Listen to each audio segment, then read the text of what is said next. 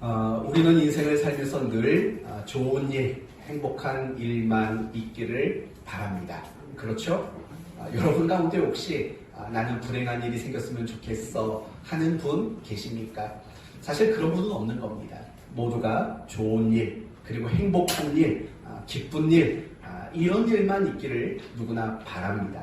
그러나 그럴 수 없다는 사실을 우리는 압니다. 때로는 우리는 어려운 일을 만나고 또 불행한 일을 겪을 때가 있습니다.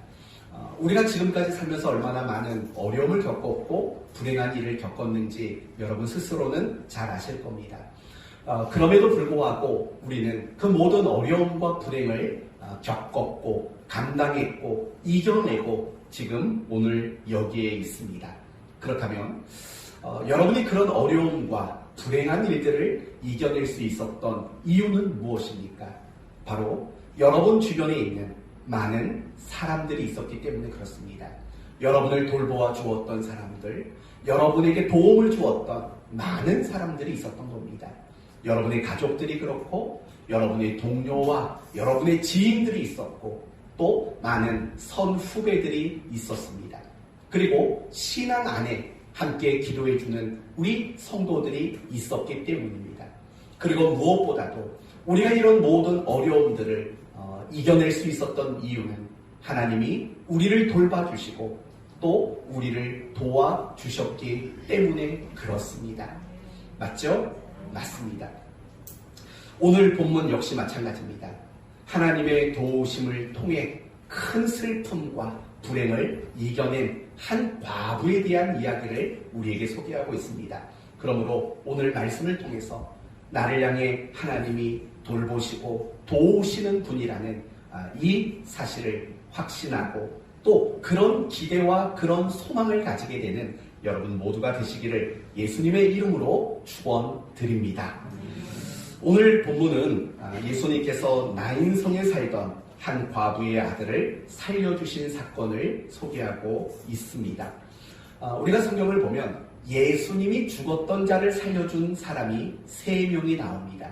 혹시 기억나십니까? 첫째는 회당장 야이로의 몇 살 먹은 딸이죠? 내 나이도 모르는데 12살 먹은 딸을 살려주는 게 나옵니다. 또 하나는 뭐가 있을까요? 마리아와 마르다의 오라버니 나사로를 살려주신 사건입니다. 그리고 또 하나는 바로 오늘 본문 한 과부의 아들을 살려주신 사건, 이렇게 3번 죽은 자를 살리신 이야기가 등장합니다. 그런데 그 3명 중에 가장 먼저 살리신 사건이 바로 오늘 본문 과부의 아들을 살리신 사건입니다. 이제 오늘 본문을 보겠습니다. 11절을 보시면 예수님께서 가버나움에서의 모든 사역을 마치시고 이제 나인이라는 성으로 가셨다고 말합니다. 가버나움에서 나인성까지는 대략 40km 정도 떨어져 있는 곳입니다. 그렇게 가깝지는 않은 곳입니다. 그런데 그곳에 도착했을 때 12절을 보시면 먼저 11절을 다시 보시면 제자와 많은 무리가 동행하더니 예수님을 따르던 많은 큰 무리가 함께 있었다라고 말합니다. 그러면서 12절을 보면 성문에 가까이 이르실 때 사람들이 한 죽은 자를 메고 나오니 2가지 큰 행렬이 있는 겁니다. 하나는 예수님을 따라가는 행렬이 이 성문 앞에 도달했고 또 하나의 행렬은 장례 행렬입니다. 죽은 자를 장사 지내기 위한 행렬, 그 행렬이 이 성문 앞에서 만나게 되었다는 겁니다. 그리고 이 죽은 자는 누구냐면 과부의 아들이라고 말을 합니다. 과부의 아들입니다.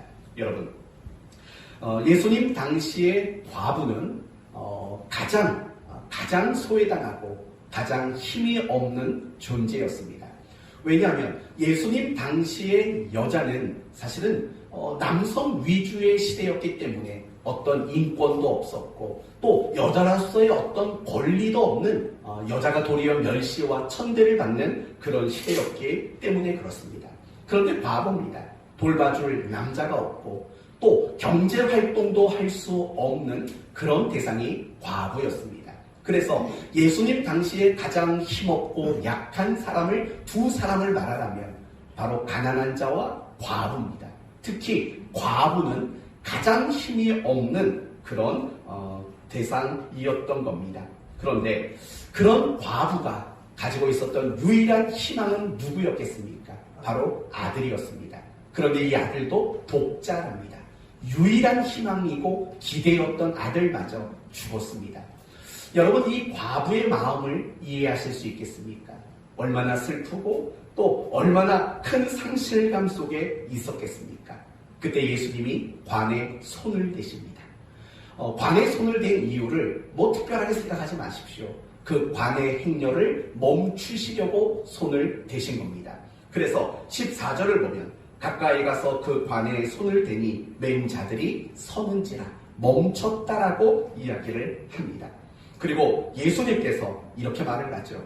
그 죽은 청년에게, 과부의 아들에게 일어나라 라고 이야기를 합니다. 그랬더니 정말 놀랍게도 죽었던 청년이 벌떡 일어나 앉아서 말하고 이야기하는 그런 생명이 회복되는 기적이 일어나게 되었습니다. 그러자 16절 말씀 이야기를 보시면 반응이 나옵니다. 몇 가지 반응이 나오는데, 첫째는 사람이 뭘 했답니까? 두려워했답니다. 두 번째는 하나님께 영광을 돌렸답니다. 세 번째는 큰 선지자가 우리 가운데 일어나셨다. 여기서 말하는 큰 선지자라는 말은 엘리야보다 능력 있는 선지자다라는 뜻이에요. 왜냐하면 엘리야도 오늘 본문의 예수님과 거의 똑같은 일을 하셨어요. 혹시 기억나십니까? 수넴 여인. 그 여인의 아들을 살려주는 사건도 역시 성문에서 있었습니다. 그런데 왜 그 엘리야보다 큰 선지자라고 말하냐면, 그 여인은 예수님에게 도와달라고, 예수님이 아니죠, 엘리야에게 살려달라고, 도와달라고 그렇게 간청함으로 아들이 살아났어요. 그러나 오늘 본문의 이 여인은 예수님께 도와달라는 간청을 하지 않았어요. 도와달라고 호소하지도 않았어요. 그럼에도 불구하고 예수님은 이 죽은 청년을 일으켰어요. 그런 측면에서 사람들은 볼 때 엘리야보다 더 능력이 많은 선지자구나 라고 인식을 했다라는 거예요. 그러나 정말 중요한 것은 무엇이냐면 마지막 고백이 제일 중요합니다. 16절 마지막을 보면 그 무리들이 예수님을 향해 뭐라고 말하냐면, 하나님께서 자기 백성을 뭐 하셨다? 돌보셨다 라고 고백을 하게 됩니다. 그리고 이 소문이 유대 여러 사방에 퍼지게 되었다라고 말하고 있습니다. 됐습니다. 이제 이 함께 나눈 본문의 내용을 가지고 말씀을 나누려고 합니다. 과연 오늘 본문은 우리에게 어떤 메시지를 주고 있을까요? 아들을 잃은 과부를 불쌍히 여기는 주님의 마음을 메시지로 주고 있을까요? 아니면 시신이 들어있는 관에 손을 대는 용기 있는 행동을 하셨던 예수님, 바로 그 부분을 우리에게 메시지로 주실까요? 아니면 죽은 자도 살릴 수 있는 능력이 있는 분이시다라는 것의 메시지가 있을까요? 사실 그렇지 않습니다. 오늘 본문을 보면 우리에게 메시지는 너무나도 명확하게 본문이 소개하고 있습니다. 뭐라고 소개하고 있습니까? 하나님이 자기 백성들을 뭐 하셨다? 돌보셨다. 이게 오늘 본문이 우리에게 주시고자 하는 가장 중요한 메시지라는 겁니다. 맞습니다. 하나님은 자기 백성을 돌보시는 분이십니다. 하나님은 자기 백성들을 도우시는 그런 하나님이십니다. 우리가 성경에 나오는 많은 인물들을 보십시오. 노아, 아브라함, 야곱, 요셉, 롯, 한나, 그 밖에도 많이 나오는 성경의 인물들을 보면 그들은 모두가 하나님의 돌보심을 경험했고 하나님의 도우심 속에 그들이 살았다는 것을 우리는 잘 압니다. 특별히 이스라엘 백성들의 역사를 생각해 보십시오. 하나님의 돌보심과 도우심이 이스라엘 역사 가운데 가득 차 있는 걸 보게 됩니다. 이스라엘은 어떤 민족입니까? 하나님이 자기 백성으로 선택한 민족입니다. 그래서 출애굽기 2장을 보면 이런 말이 나옵니다. 하나님이 이스라엘 자손을 돌보셨고 하나님이 그들을 기억하셨더라. 뭐라고요? 하나님이 이스라엘 백성들을 돌보셨다고 말해요. 하나님은 자기 백성을 끝까지 돌보시는 거예요. 그래서 자기 백성들이 애굽 땅에서 고통당하고 있고 그들이 탄식하여 울부짖자 하나님은 그 탄식을 들으시고 모세와 아론을 그 백성에게 보내십니다. 그리고 모세와 아론을 통해서 이스라엘 백성들을 애굽 땅에서 해방을 시켜주셨습니다. 그들이 홍해 바다에 머물렀을 때 애굽 군대가 뒤쫓아왔습니다. 그러자 하나님은 어떤 일을 하셨습니까? 홍해 바다를 가르셨고 그 갈라진 바다 사이를 마치 마른 땅을 걷는 것처럼 그들을 지나가도록 도우셨습니다. 물이 없을 때는 반석에서 물을 내주셨고 먹을 것이 없을 때는 하늘에서 만나를 공급하셨습니다. 그들이 고기가 먹고 싶다고 할 때 하나님은 메추라기를 보내셔서 그들에게 고기를 먹도록 만드셨습니다. 옷과 신발을 구할 수 없는 광야 40년 동안에는 그들의 옷과 그들의 신발이 낡지 않도록 하나님은 돌봐주셨습니다. 낮에 뜨거운 열기를 피하도록 하나님은 구름 기둥을 띄우셨고 밤에 냉기와 들짐승의 위협으로부터 그들을 지키시기 위해 하나님은 불 기둥을 또한 그들에게 띄워주셨습니다. 가나안 사람들과의 전쟁 가운데 하나님은 그들을 이기도록 만드셨습니다. 이 모든 일들이 무엇입니까? 하나님이 자기 백성들을 돌보셨고 하나님이 자기 백성들을 도우셨다라는 것들을 보여주고 있는 이야기입니다. 사사시대로 가면 그 가나안 땅 주변에 있는 많은 나라들이 이스라엘을 괴롭힙니다. 그럴 때마다 하나님은 사사들을 보내셔서 자기 백성을 도우셨습니다. 왕정시대를 생각해 보십시오. 주변의 강대국들 그 틈 사이에서 자기 백성들이 고통당할 때마다 선지자들을 보내셔서 하나님은 자기 백성들을 도우셨습니다. 포로 시대를 생각해 보십시오. 힘이 없고 국권을 잃어버려서 남의 나라의 포로가 되었을 때도 하나님은 이방의 권세자들을 통해서 자기 백성들을 돌보시고 도우시는 이런 것들이 바로 이스라엘의 역사 아닙니까? 이런 이스라엘의 역사를 보면 하나님은 끊임없이 자기 백성들을 돌보셨고 끊임없이 자기 백성들을 도와주신 바로 그런 하나님이셨다라는 것이 너무나도 명확하게 나옵니다. 특히 우리가 시편을 읽다 보면 하나님의 돌보심과 하나님의 도우심에 대한 시인들의 고백들이 얼마나 많이 나오는지 모릅니다. 제가 지난주에 아멘 얘기 한번 했었죠. 이번에는 제가 구절을 읽어드리면 아멘을 한번 해보십시오. 시편 54편 4절 하나님은 나를 돕는 이시며 주께서는 내 생명을 붙들어 주시는 이시니이다. 남의 교회 같아요. 계속해서 시편 95편 7절을 보면 그는 우리 하나님이요 우리는 그가 기르시는 백성이며 그의 손이 돌보시는 양이시기 때문이라. 시편 28편 7절 여호와는 나의 힘과 나의 방패이시니 내 마음이 그를 의지하여 도움을 얻었도다. 시편 33편 20절 우리 영혼이 여호와를 바라며 그는 우리의 도움과 방패시리로다. 하나만 더 할게요. 괜찮은데요 기분? 시편 46편 1절 하나님은 우리의 피난처시요 힘이시니 환난 중에 만날 큰 도움이시라. 맞습니다. 아멘입니다. 우리가 함께 아멘한 이 모든 말씀들의 중심 내용은 뭐예요? 다 이런 거예요. 하나님은 우리를 뭐 하신다? 돌보신다. 하나님은 우리를 돌보신다. 하나님은 우리를 도우시는 분이시다. 라는 고백들을 많은 시인들이 하고 있다라는 거예요. 화면 한 장만 넘겨주세요. 이 시간에요. 함께 이 구절을 읽었으면 좋겠어요. 시편 121편 1절에서 8절이에요. 여기서 너라는 말을 나라는 말로 다 바꿔놨어요. 한번 읽어보도록 합시다. 시작. 내가 산을 향하여 눈을 들리라. 나의 도움이 어디서 올까? 나의 도움은 천지를 지으신 여호와에게서로다.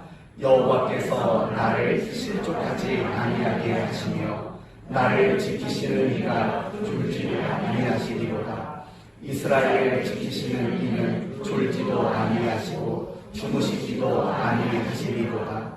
여호와는 나를 지키시는 이시라.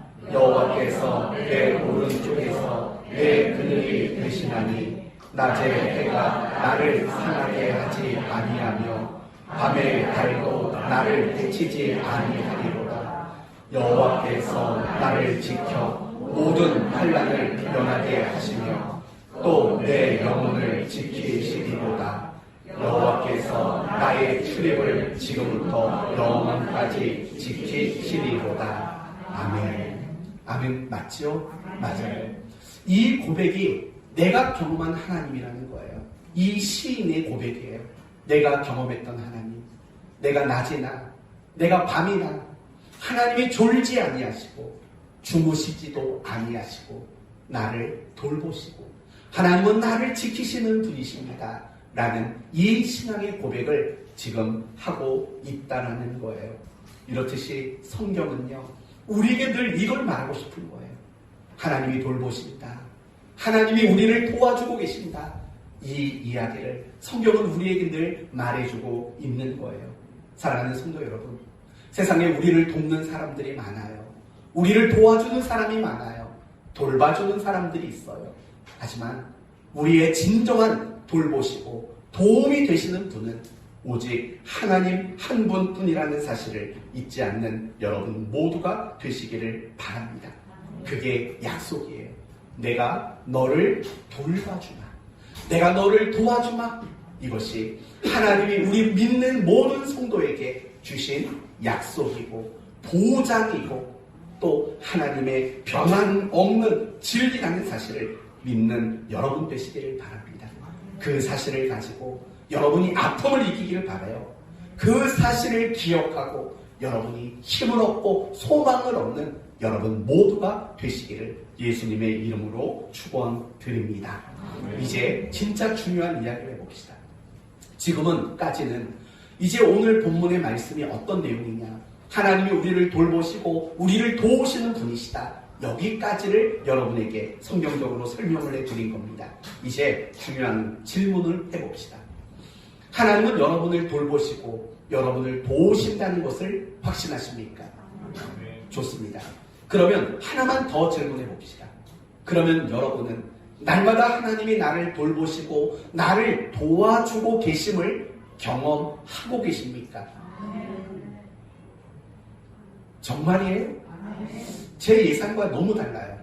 여기는 아멘이 안 나올 거라고 저는 생각을 했는데 아멘이 나와서 좀 당황스럽습니다. 그러면 우리 교회 성도들 얘기가 아니라 남의 교회 성도들 얘기로 설교를 이해가겠습니다. 우리 교회 성도들은 하나님이 나를 돌보신다, 나를 도우신다는 것을 확신하고 거기서 멈추지 않고 그걸 경험하며 사신대요. 우리 교회 성도들은. 그런데 어떤 교회 성도들은요, 하나님이 우리를 돌봐, 하나님이 우리를 도우셔 확신한대요.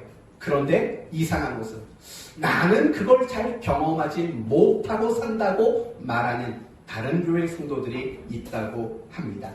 그렇다면 여러분, 바로 이 부분을 우리가 고민해 보자는 거예요. 분명히 우리는 확신을 가져요. 하나님이 나를 돌보고 나를 도우시는 분이라는 것을 확신해요. 그런데 막상 내가 어떤 어려움에 처하고 어떤 문제를 만났을 때에는 정말 하나님이 나를 돌봐주고 있는가? 하나님이 정말 나를 도와주고 계신 게 맞는가? 그런 하나님을 보지 못하고 그런 하나님을 경험하지 못하는 순간들이 사실은 많이 있다는 거예요.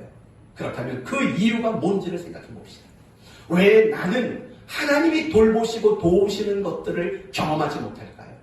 하나님이 안 돌보시기 때문에? 하나님이 나를 도와주지 아니하시기 때문일까요? 그렇지 않습니다. 이미 여러분에게 말씀드렸잖아요. 하나님이 우리를 돌보시고 우리를 도와주시는 것은 하나님이 우리에게 주신 약속이며 변함없는 보장이라고 말씀을 드렸어요. 그런데 왜 우리는 하나님이 나를 돌보시고 나를 돕고 계신다라는 사실을 경험하고 깨달지 못하고 그렇게 살아가고 있는가라는 이 부분을 우리가 한번 생각해 보자는 거예요. 저는 그 이유가 세 가지 가운데 있다고 생각해요. 첫 번째 이유는 하나님이 일하시는 원칙을 모르시기 때문에 그래요.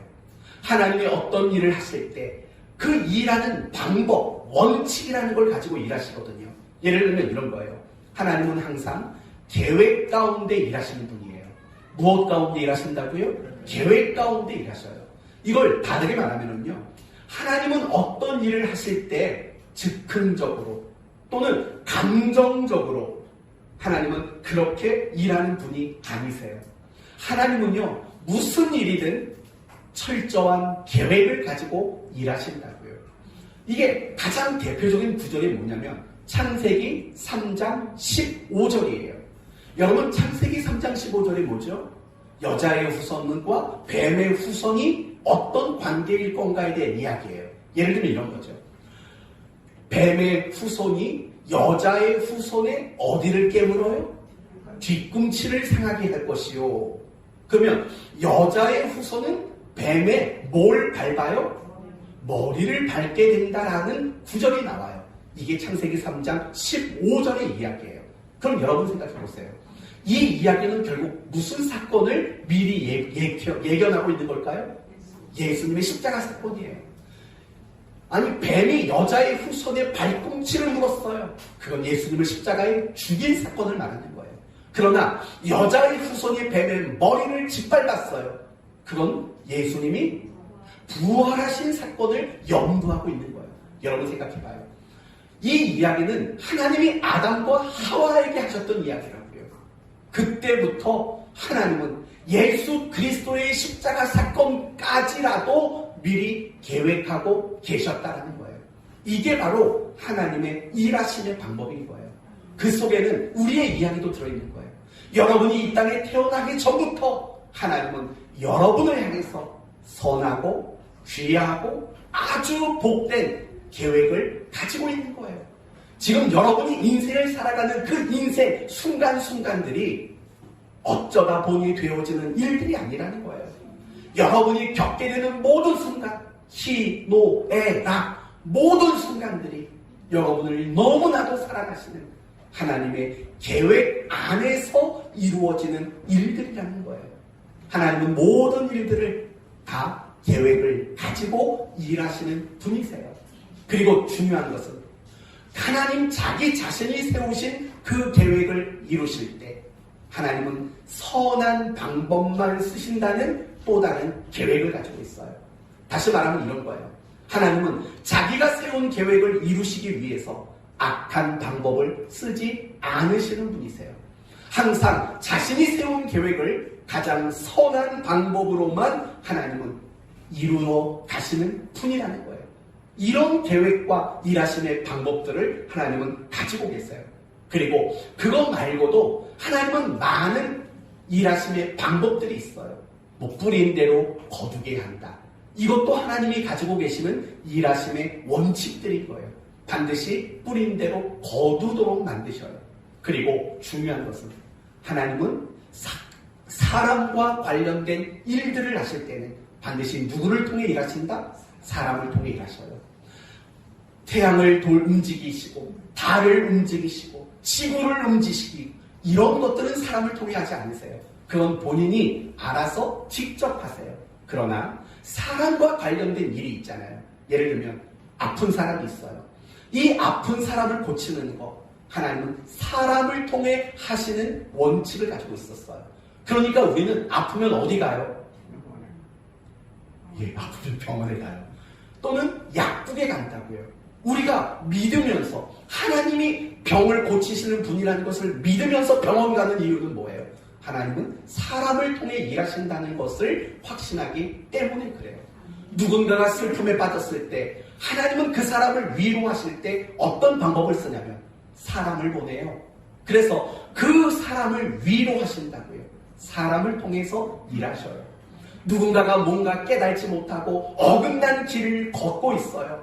하나님은 그 사람을 통해서 다시 깨우치시는 일을 할 때 사람을 보내셔 그 사람의 잘못을 깨닫고 그 사람이 그 잘못을 알도록 만드는 그런 일들을 하신다고요.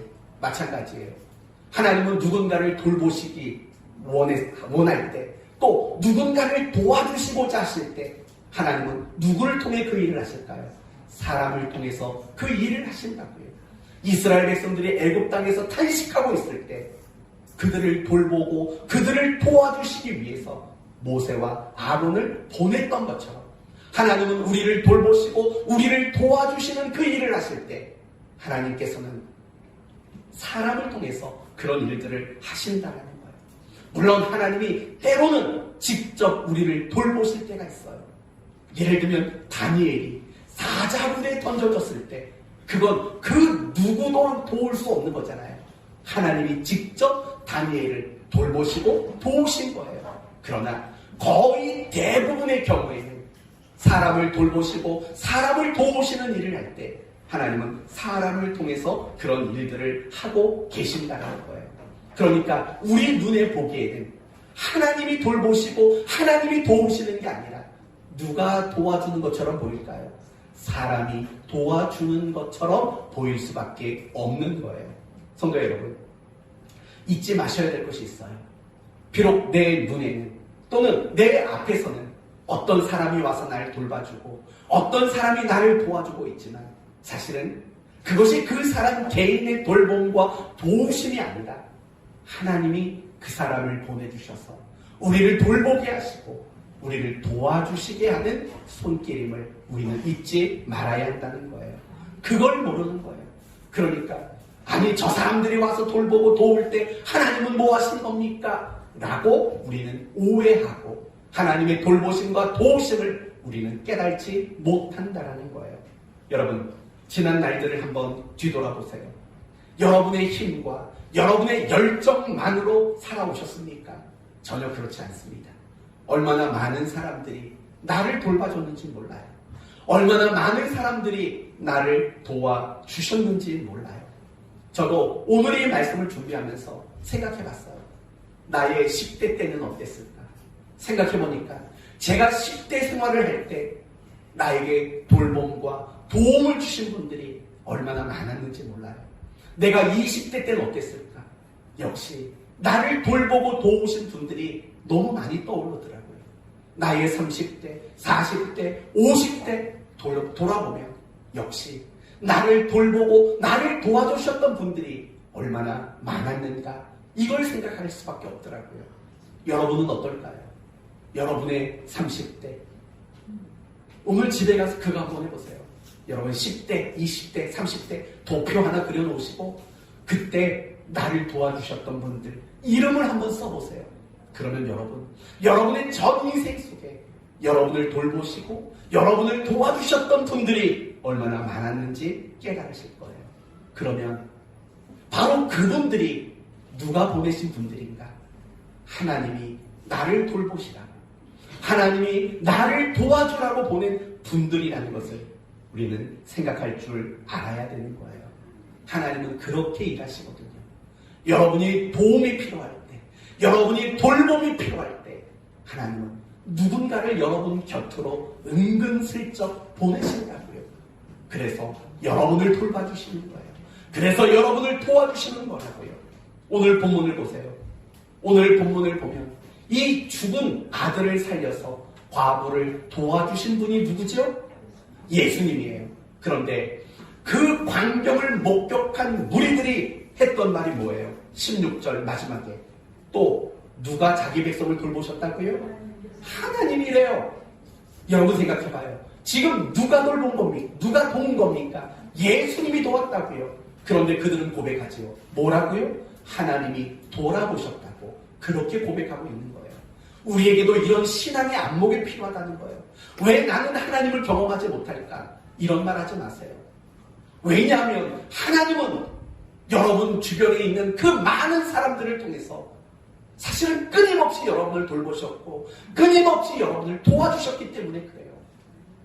그런 신앙의 안목이 필요한 거예요. 그렇게 여러분의 인생을 돌아보세요. 그러면 여러분은 고백할 수밖에 없어요. 아, 하나님이 돌보셨구나. 하나님이 나를 도우셨구나 라고 고백할 수 있는 여러분이 될 줄로 믿습니다. 두 번째, 나는 왜 하나님의 돌보심을 경험하지 못할까? 그렇게 말하는 이유가 뭘까? 두 번째는요, 하나님이 우리를 돌봐주셨어요. 그런데 우리는 그 순간을 우연이라고 생각하는 거예요. 우연이라고 생각해요. 예를 들어 봅시다. 우리 하은이가 이유식을 먹을 무렵 한 가지 알러지가 있다는 걸 알았어요. 뭐냐면 계란 알러지예요. 이제 이유식을 하면 막 이렇게 막 계란 가지고 뭐 많이 하거든요. 기억 안 나시죠? 너무 오래되셔가지고 기억 안 나실 거예요. 사실은 저도 기억 안 나요. 안 나는데 아무튼 그렇게 했던 것 같아요. 어느 날 계란을 조금 먹였는데 배가 뭐가 빨갛게 올라오는 거예요. 나중에 알고 봤더니 계란 알러지래요. 계란 알러지래요. 그래서 그때부터는 계란이 들어가는 건 아무것도 못 먹어요. 과자도 못 먹고 빵도 못 먹었고 계란으로 하는 요리 얼마나 많아요. 근데 아무것도 못 먹였어요. 그러니까 내심 속상한 거예요. 먹일 게 없는 거예요. 먹일 게 없는 거예요. 그러다가 4살 되었을 때 왼쪽 눈 아래 눈두덩이에 모기가 물렸어요. 근데 난리가 난 거예요. 봉화증염이 생긴 거예요. 그래서 거의 눈이 안 보일 정도로 엄청 부어버렸어요. 병원에 갔더니요, 당장 입원하래요. 입원하지 않으면 큰일 난대요. 그래서 병원에 입원했어요. 그리고 염증이 너무 심하니까 피검사를 하재요. 피검사를 했어요. 그런데 피검사를 하고 나니까 제가 몰랐던 2가지 사실을 알게 됐어요. 첫째, 혈액형이 B형이라는 걸 알게 됐어요. 얼마나 행복했는지 몰라요. 그게 뭘 행복하냐고요? 저는 너무 행복했어요. 그래서 간호사들에게 내 딸이 B형이라고요? 막 그랬더니 간호사들이 엄청 웃더라고요. 그게 너무 기분이 좋아요. 내 딸이 B형이라는 걸 알게 된 것만으로도 내 딸의 신비가 풀렸잖아요. 내 딸의 신비가 풀려가지고 얼마나 행복했는지 몰라요. 그리고 또 한 가지 모르고 있던 걸 알게 된 게 있어요. 뭐냐면 계란 알러지가 없어진 걸 알게 됐어요.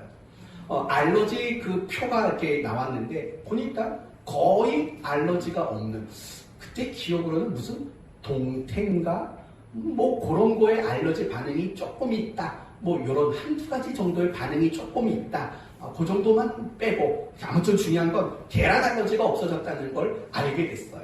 그 다음부터는 계란과 관련된 걸 마음껏 공급했죠. 근데 습관이 돼서 안 먹더라고요. 그래서 좀 안타깝긴 했지만 그렇다면 이런 경우가 생겼을 때 보통 사람들은 뭐라고 말하냐면 우연히 계란 알러지가 없게 된 걸 알게 됐어 라고 말을 한다고요. 우연히 모기 물려 봉화증염에 걸려서 피검사를 했는데 계란 알러지가 없는 걸 우연히 알게 됐어. 우리는 보통 이렇게 말하지 않나요? 그게 아니라는 거예요. 여러분이 무심코 우연히 이랬어, 우연히 저랬어 하는 그 말들이 사실은 틀렸다는 거예요. 그건 우연이 아니었다라는 거예요. 저는 분명히 믿어요. 하나님께서 그걸 알게 해주셨다고 저는 분명히 확신하거든요. 그래서 하나님 앞에 얼마나 감사했는지 몰라요. 만약에 그게 우연이라고 말했다면 저는 하나님께 감사할 수 없었을 게 너무나도 분명했을 거예요. 사랑하는 성도 여러분, 하나님은 우리에게 약속하셨고 보장하셨어요. 우리를 돌보시겠다고. 그쵸? 우리를 도와주시겠다고 약속하셨고 보장하셨어요. 그런데 우리는 자꾸 하나님의 돌보심과 하나님의 도우심을 뭐라고 단정짓고 넘어가냐면 우연이라고 단정짓고 그렇게 넘어가는 경우들이 사실은 얼마나 많은지 몰라요. 사랑하는 성도 여러분, 이 세상에는요 우연이라는 게 없어요. 특히 우리 예수 믿는 하나님의 돌보심 속에 살아가는 우리에게는 더더욱 우연이라는 것은 없어요. 모든 것들은 하나님의 계획과 작정과 섭리 가운데 일어나는 거예요. 여러분, 오늘 본문 12절을 보세요. 오늘 본문 12절을 보면 성문에 가까이 이르실 때에 라고 말을 해요. 성문에 가까이 이르실 때에. 근데 헬라어 원문 성경을 찾아보면은요 맨 앞에 한 단어가 빠졌어요. 무슨 단어가 빠졌냐면 보라라는 헬라어 단어 하나가 빠졌어요. 그러니까 이 12절을 헬라어 원문대로 보면 이렇게 보는 게 맞아요. 보라 성문에 가까이 이를 때에 라고 읽는 게 맞아요. 그러니까 여러분 이 성문에서 어떤 일이 일어났죠? 두 행렬이 만나는 일이 있었어요. 첫 번째 행렬은 무엇입니까? 예수님을 따르는 큰 무리라는 행렬이에요. 또 하나의 행렬은 어떤 행렬이었습니까? 죽은 자를 장사 지내는 행렬이 만난 거예요. 어디서 만났다고요? 성문에서 만났어요. 그러니까 이 헬라어에서 보라라는 말이 쓰여져 있는 것은 뭐냐면 이 두 행렬이 만나는 그 때를 주목하라라는 거예요. 그 때를 주목하라. 간단히 말하면 이거예요. 예수님의 행렬과 죽은 자를 장사 지내는 행렬이 성문에서 만난 그때를 주목하라는 거죠. 그러니까 이 말은 이 두 행렬이 만나는 그 순간은 우연히 된 순간이 아니라는 거예요.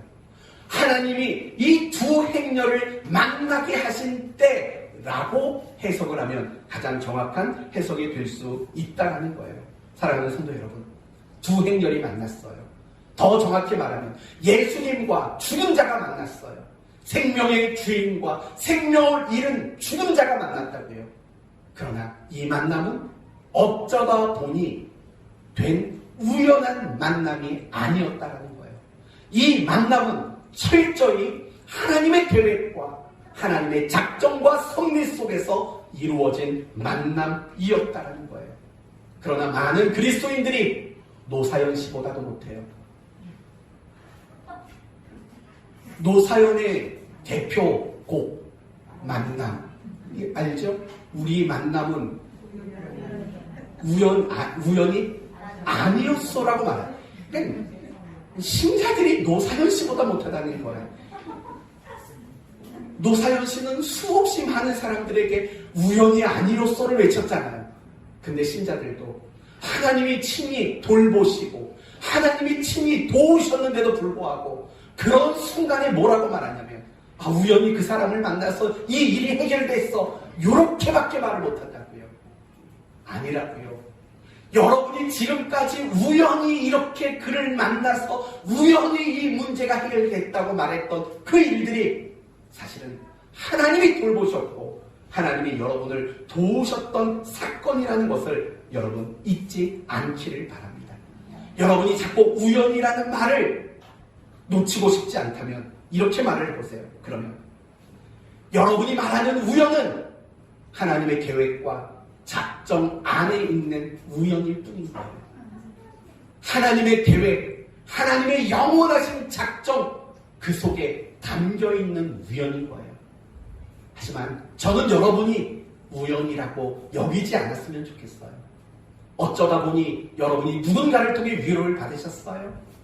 어쩌다 보니 누군가를 통해서 어떤 힘을 얻게 됐어요. 우연이 아니라고요. 하나님이 여러분을 돌보시고 여러분을 도와주신 순간이고 때였다라는 거예요. 우리가 그런 믿음의 안목을 가져야 하나님이 나를 돌보시고 도우셨다라는 그런 사실을 깨달을 수 있게 되는 거예요. 세 번째, 분명히 하나님은 우리를 돌보시고 도우셨는데 왜 우리는 그거를 깨달지 못하고 경험하지 못할까요? 세 번째 이유는 기도하지 않기 때문이에요. 기도하지 않기 때문이라는 거죠. 여러분은 그리스도인이 어떤 사람이라고 생각하십니까? 종교가 기독교? 주일에 교회 가는 사람? 또는 예배 드리는 사람?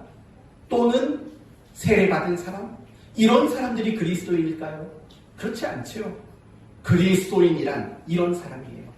내 힘으로 살 수 없고 세상의 힘으로도 살 수 없고 나는 하나님의 힘으로만 삽니다 라고 고백하는 사람. 찬송가대로 말하면 주 없이 살 수 없네, 이런 고백을 하는 사람이 사실은 진짜 그리스도인이에요. 만약에 여러분 가운데 나는 주 없이 살 수 없네 라는 이 고백이 안 된다면, 그걸 인정하지 못하겠다면 미안하지만 여러분은 아직 그리스도인인 줄을 스스로가 모르는 사람인 거예요. 정말 그리스도인은요, 하나님 없이는 살 수 없습니다. 내가 세상 없이 살 수 있고 내가 저 사람 없이는 살 수 있어도 나는 하나님 없이는 살 수 없습니다. 이 고백을 가진 사람이야말로 진정한 그리스도인인 거예요. 그리고 그런 그리스도인들에게 나타나는 특징이 뭔지 아세요? 가장 두드러진 특징. 그건 바로 기도하는 거예요. 기도하는 거. 그거 너무 당연한 거잖아요. 내가 하나님 없이는 살 수 없습니다. 이런 절박함이 있는데 어떻게 기도하지 않을 수 있겠습니까? 당연히 우리는 기도할 수밖에 없는 거예요. 그래서 그리스도인 바로 그런 사람들에게 나타나는 특징은 결국은 기도일 수밖에 없는 거예요. 기도란 무엇입니까? 기도는 이런 거죠. 하나님 도와주지 않으면 난 살 수 없습니다. 라는 절박하고 간절한 마음이 기도인 거예요. 기도는 단지 하나님 잘 들으세요. 오늘 필요한 건 3가지예요. A, B, C 이거 주십시오. 라고 항목을 나열하는 게 기도가 아니라고요. 정말 기도는 절박함인 거예요. 정말 기도는 간절함인 거예요. 이것이 묻어나는 것이 바로 진정한 의미의 기도라는 거예요. 그리고 하나님은요, 우리가 구하는 것들을 기도를 통해 응답하셔요. 다르게 말한다면 하나님은 기도를 통해서 우리를 돌보시고 기도를 통해서 우리를 도와주시는 분이세요. 하나님은 그렇게 작정하신 분이라는 거예요. 물론 때로는 우리가 기도하지 않아도 하나님이 도와주시는 것들이 있어요. 예를 들면 이런 거죠. 심장을 뛰는 거, 심장이 뛰는 거. 여러분 가운데 하나님 24시간 1초도 빼지 말고 심장 뛰게 해주세요. 이런 기도하시는 분 계세요? 장이 좀 꿈틀거리고 위액이 좀 잘 나와서 소화 좀 잘 되게 해주세요. 기도하는 분 계세요? 가끔씩은 그런 분들이 계실 수도 있죠. 그러나 우리는 심장이 잘 뛰고 폐가 이걸 잘해가지고 숨 안 차게 해달라고 이런 기도를 안 한다고요. 그래도 하나님은 응답하셔요. 그러나 하나님은 더 많은 것들은 우리가 기도할 때 도와주시고 우리가 기도할 때 하나님은 응답해 주시기를 원하시는 분이세요. 그러면 이유가 궁금하지 않으세요? 왜 하나님은 우리가 기도할 때 도와주실까? 내가 뭐가 필요한지, 내가 얼마나 괴로운지 아시면서도 왜 꼭 내가 기도해야지만 도와주실까? 이런 궁금증 안 드세요? 그 궁금증이 에스겔서 36장에 자세히 설명되어 있어요. 에스겔 36장은 이런 내용이에요.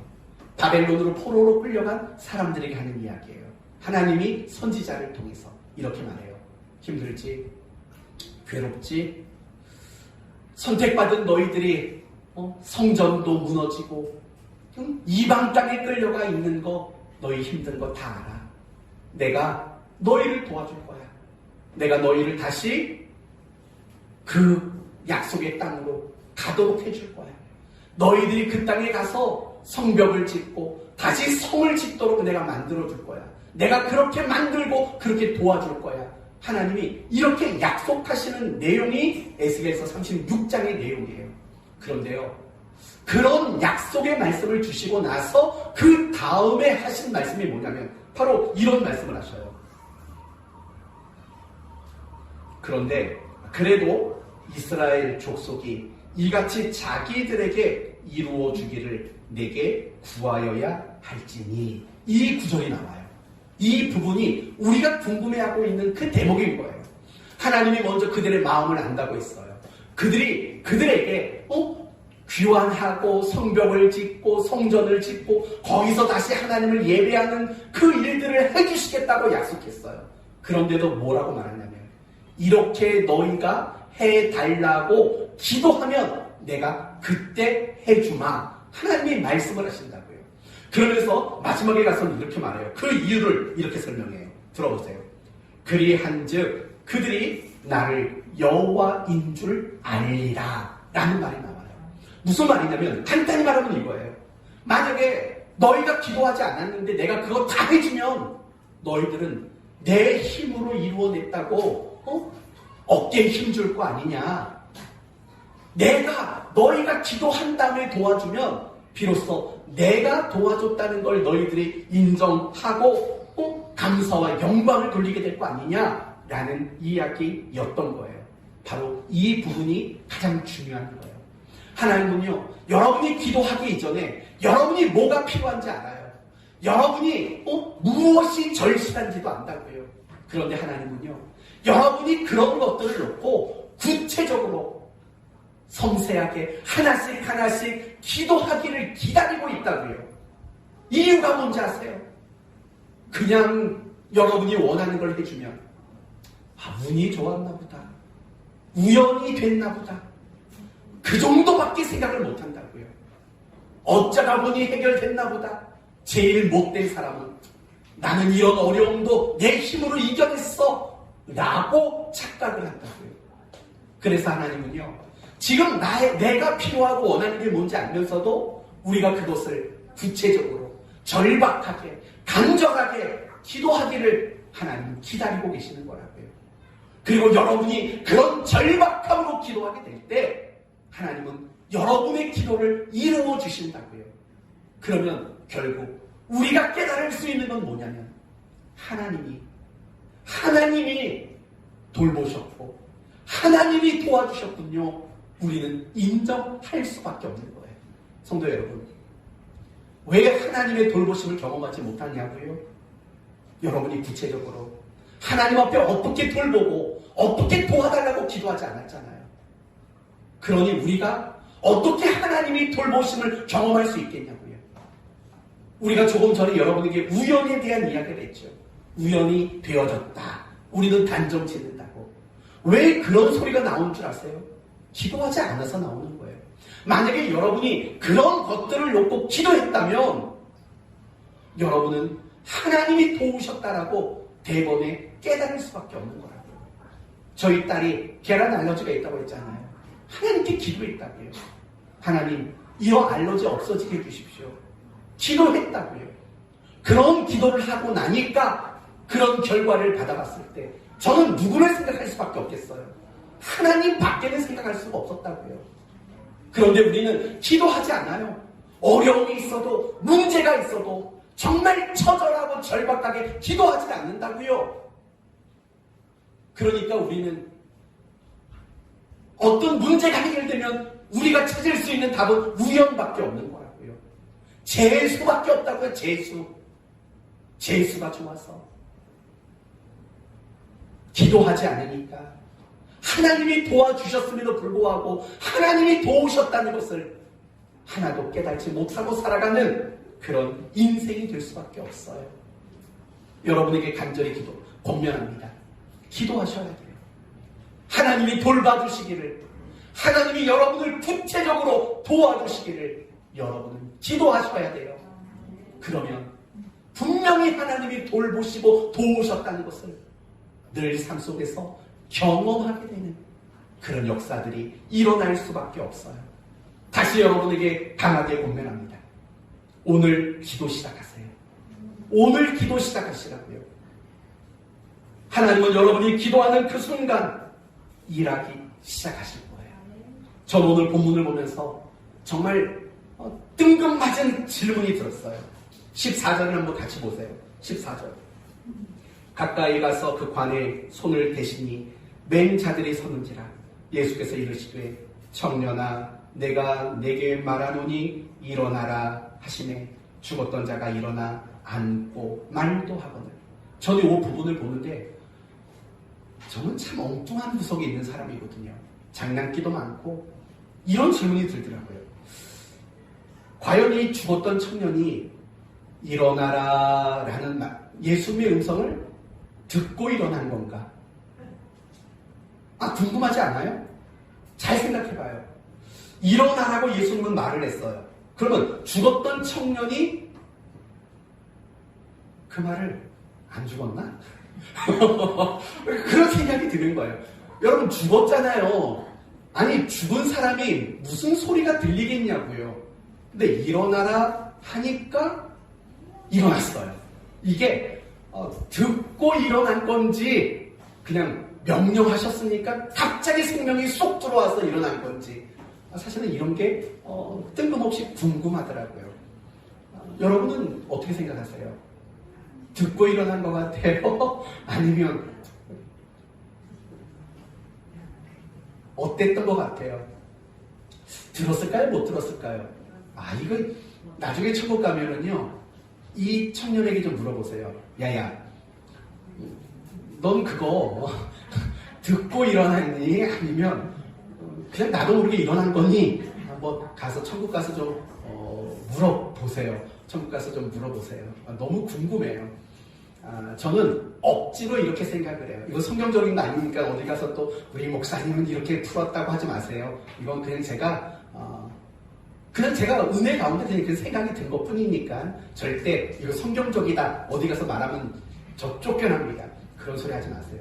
전 이런 생각이 들었어요. 예수님이 이 관에 손을 댄 그 순간 이미 생명의 역사는 시작됐다라는 생각이 좀 들었어요. 전 이미 그 생각이 들었어요. 그리고 예수님이 굳이 그런 말씀을 하셨던 이유는 죽은 자를 위해서 하신 말씀이 아니라 그 곁에 살아있는 자들, 슬퍼하는 자들, 죽음 앞에 모두가 무기력할 수밖에 없는 자들, 그들에게 보라고 들으라고 하신 말씀이 아닌가라는 생각이 들었어요. 제가 드리고 싶은 얘기는 그거예요. 주님이 그 관에 손을 대는 그 순간 이미 생명의 역사는 사실은 시작이 된 거예요. 더 정확히 말한다면 그 슬퍼하는 과부를 보며 불쌍한 마음을 가지셨던 그 순간 이미 생명의 역사는 시작이 된 거예요. 성도 여러분, 제가 그래서 여러분에게 이 말씀을 드리는 거예요. 여러분이 기도할 것을 다짐하는 그 시간, 여러분이 기도를 시작하는 그 시간, 하나님은 일하심을 시작한다라는 거예요. 여러분이 기도하지 않으면 하나님 일하지 않으실 거예요. 왜냐하면 일하셨자 봤자 손해보잖아요. 맨날 재수 타령이나 하고 우연 타령이나 하고 있는데 하나님이 손해보시죠. 여러분에게 아무런 유익이 없는 거죠. 그래서 하나님은요, 여러분이 기도하시기를 기다리실걸요. 여러분이 하나님 앞에 기도하기를 간절히 바라고 계실 거예요. 그래서 여러분에게 말씀드려요. 오늘 기도를 시작하십시오. 아니, 지금 이 순간 여러분이 기도할 것을 마음으로 다짐하세요. 그러면 하나님은 일하기 시작하실 거예요. 그리고 여러분이 기도 구체적으로 하는 그 순간 여러분이 하나님이 나를 돌보셨고 나를 도와주셨다라는 사실을 경험할 수 있는 그 출발이 될 줄로 믿습니다. 하나님께 손을 내미셔야 돼요. 그래야 여러분이 하나님을 경험하고 그분의 돌보심을 깨달을 수 있는 그런 은혜가 임하게 될 줄로 믿습니다. 끝으로 한 가지만 말씀을 드리고 마칩니다. 이제 여러분이 하실 일이 있습니다. 그건 여러분이 누군가를 돌보시는 일을 하셔야 돼요. 여러분이 누군가를 도와주는 일을 하셔야 돼요. 왜냐하면 여러분이 하나님께 받은 모든 것은 사명으로 직결되기 때문에 그래요. 하나님께 구원받았습니까? 누군가를 구원해야 할 사명을 받은 거예요. 하나님이 여러분을 용서해 주셨습니까? 용서를 받았습니까? 누군가를 용서해야 할 사명을 받은 거예요. 하나님이 여러분에게 달란트를 주셨습니까? 여러분은 그 달란트를 가지고 누군가에게 쓰셔야 할 사명과 책임을 받으신 거예요. 마찬가지인 거예요. 하나님의 돌보심과 도우심 속에 살아가십니까? 그러면 여러분은 모두가 누군가를 돌봐야 되고 누군가를 도와야 하는 그 사명을, 책임을 부여받은 사람들이 된 겁니다. 그러므로 여러분 주변에 있는 사람들에게 돌보고 도움을 주는 여러분이 되셔야 합니다. 관심을 가지세요. 관심. 내 주변에 나인성 과부는 없는가? 내 주변에 돌봄과 도움이 필요한 사람은 없는가? 내 주변에 슬픔과 고통과 눈물과 절망이라는 관에 누워있는 사람은 없는가? 여러분 주변에 있는 사람들에게 관심을 가져보세요. 그리고 그들을 불쌍히 여기는 마음을 품으세요. 그리고 용기를 내세요. 예수님이 관에 손을 대는 것은 쉬웠을까요? 예수님이 죽은 사람에게 일어나라고 말하는 건 쉬운 일이었을까요? 쉬운 일이 아니죠. 용기가 필요한 거예요. 우리가 누군가를 돌봐주는 일도 사실은 용기 내지 않으면 하기 어려운 거예요. 그리고 그를 위해 기도해 주십시오. 하나님, 청년아 일어나라 라고 말씀하신 것처럼 아무개를 향해 어려움이 가운데 있는 자들을 향해서 기도로 도와주는 여러분이 되시기를 바라요. 한 가지 광고를 드리려고 해요. 지난주에 우리 교회 성도 가운데 한 분이 많이 어려운 가운데 있었습니다. 그래서 갑작스럽게 제가 중보 기도방 하나를 만들었어요. 목자들을 중심으로 해서 중보 기도방을 하나 만들었다고요. 그러면서 든 생각이 뭐냐면, 그래, 요즘에 우리가 함께 모여서 기도하는 것도 여의치 않은데 온라인 중보 기도팀을 하나 만들자라는 마음의 도전을 받았습니다. 그래서 여러분에게 제안을 합니다. 지난 주간에 만들었던 온라인 중보 기도팀은 삭제할 겁니다. 그리고 오늘 이후로 여러분이 혹시라도 내가 온라인 중보 기도팀에 들어오기를 원하시는 분이 있다면 저에게 개인적으로 신청하시기를 바랍니다. 저에게 개인적으로 말씀해 주시면 제가 카톡방을 만들어서 우리 교회가 정말 급하게 기도가 필요한 사람이 생길 때마다 기도 제목을 올려줄 테니까 그 기도 제목을 보는 그 자리에서 즉시 여러분이 기도해 주시는 이런 온라인 중보 기도팀을 제가 시작하려고 합니다. 기존에 만들었던 것은 오늘 삭제할 겁니다. 그리고 오늘 여러분이 신청하시는 분에 한해서만 온라인 중보 기도팀을 제가 시작하려고 합니다. 저는 그 일에 여러분이 적극적으로 참여했으면 좋겠어요. 그게 돌보고 도와주는 일 아니겠습니까? 마지막 한 가지만 권면합니다. 제발 이런 소리 하지 마세요. 내 코가 석자입니다. 나도 힘들어 죽겠는데 자꾸 누구를 돌보라고 하십니까? 나도 힘든데 자꾸 왜 누구를 도와주라고 하십니까? 내 코가 석자입니다. 이런 말 하지 않았으면 좋겠어요. 왜냐하면 이미 여러분에게는 하나님의 돌보심과 하나님의 도우심이 보장되어 있지 않습니까? 자꾸 내 코가 석자라고 말하면 여러분의 코가 6자가 되기를 바랍니다. 이건 또 아멘을 안 하시잖아요. 말씀을 마치겠습니다. 하나님은 우리를 돌보시는 분이십니다. 우리를 도와주시는 분이십니다. 이거 약속이고 보장이에요. 그리고 이 약속과 보장에서 예외될 성도는 아무도 없어요. 믿음이 좋든 믿음이 좋지 않든 하나님은 여러분을 돌보시고 여러분을 도와주실 겁니다. 지금까지 그랬던 것처럼 앞으로도 그렇게 해주실 겁니다. 단지 우리가 하나님의 도우심을 깨달지 못하는 것뿐이죠. 왜 깨달지 못한다고요? 하나님이 일하는 방법을 몰라서, 사람을 통해 일하는 걸 몰라서, 그리고 우연이라고 단정짓기 때문에, 그리고 기도하지 않기 때문에 단지 그것을 깨달지 못하는 것뿐입니다.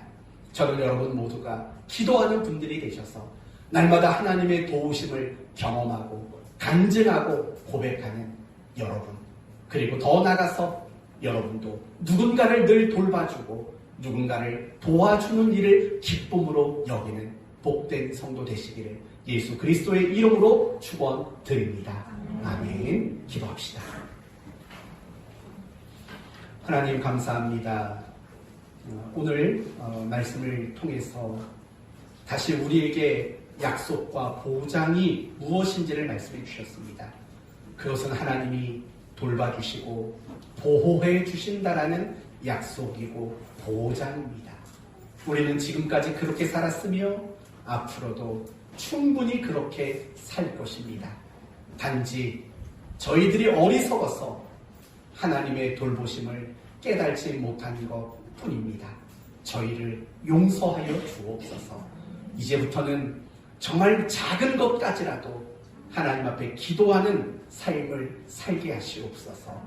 우리 주변에도 여전히 나인성 과부와 같은 사람들이 많습니다. 이제는 우리가 그들에게 찾아가게 하시고 그들을 돌보고 그들을 도와주는 자로 인생을 살게 하여 주옵소서. 그래서 서로에게 하나님이 도우셨음을 간증하는 인생이 되게 하시옵소서. 예수님의 이름으로 기도 올리옵나이다. 아멘.